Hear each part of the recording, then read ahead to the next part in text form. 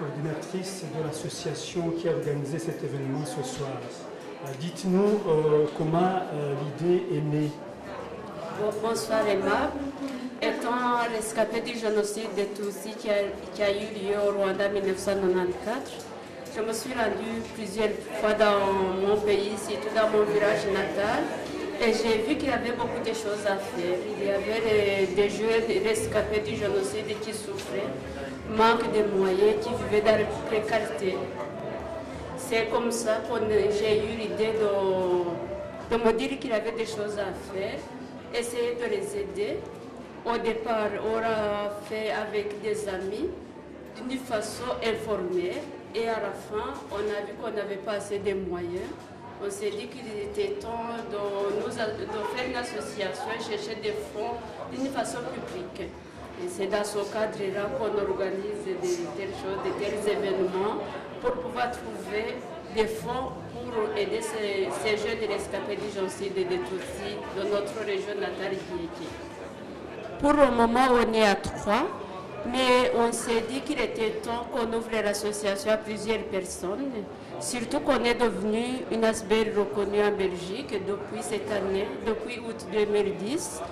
On va étendre, avoir des membres effectifs et des membres sympathisants. Si je ne me trompe pas, ça fait la 4e saison. Exactement, c'est le 4e spectacle qu'on organise pour recruter des fonds. On travaille souvent avec les tambours du Burundi et le groupe Ihanika. Et dans l'avenir, on va faire d'autres activités pour la récolte des fonds. Et ça va être annuellement ou bien c'est quelque chose qui va s'arrêter à un moment donné? Dieu aidant, on voudrait le faire 2 fois par an.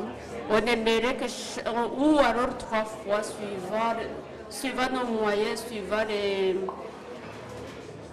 les artistes qu'on pourrait trouver. Pour le moment, on nous aide 22 jeunes, 6 à l'université et 16 à l'école secondaire. C'est de 16 à 26 ans. Au départ, je me suis lancée comme uniforme, ne sachant pas quoi faire, ni comment. Et pour le moment, je vais me rendre au Rwanda pour créer, pour voir ce qu'on doit faire concrètement. Pour le moment, on contribue aux frais de déplacement, aux frais de logement, aux frais d'achat de matériel scolaire. Mais je suis toujours, tous les soirs, en collaboration avec les jeunes qui ont l'Internet.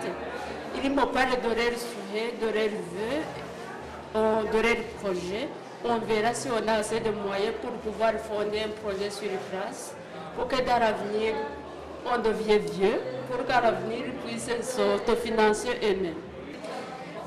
Tous les messages qu'on reçoit par Internet, que ce soit moi et mes collaborateurs, c'est des cris de joie. Dire merci, grâce à vous maintenant, on fait partie d'un groupe. Grâce à vous, les personnes nous reconnaissent. Les jeunes filles qui étaient ignorées à l'université se font draguer maintenant parce qu'elles sont bien habillées et parce qu'elles ont le matériel. Elles ont la joie de vivre, elles se sentent aimées. Et j'aimerais on continue pour que cette lumière qu'on a donnée à ces enfants ne s'éteigne pas. Je crois qu'en les aidant matériellement, ça leur a donné le moral de se sentir aimés. Et ces jeunes qui étaient victimes du génocide, ces jeunes qui sont des rescapés, qui n'avaient personne sur qui compter, sur qui confier leurs secrets, sur qui poser des questions de vie, maintenant ils savent que nous sommes là, qu'avec nous, ils ont tout. Même si on n'en voit rien, ils savent qu'ils sont aimés, ils se sentent qu'ils font partie d'un groupe et d'une famille. Et ça, je crois que c'est très important. Tu le sais toi-même, tu es rescapé comme moi. Il y a des jeunes qui se suicident, mais quand tu leur donnes espoir, quand tu ouvres leur cœur, ces jeunes se sentent exister. Ils ne sont plus des objets, ils ne se sont plus ces rescapés, sont devenus des personnes. Donc c'est la façon aussi de passer le message de ce qui s'est passé en 94 au Rwanda. Exactement. Le premier message à passer, c'est dire au monde entier qu'il y a eu un génocide contre les Tutsis qui a coûté la vie à 1 million de personnes.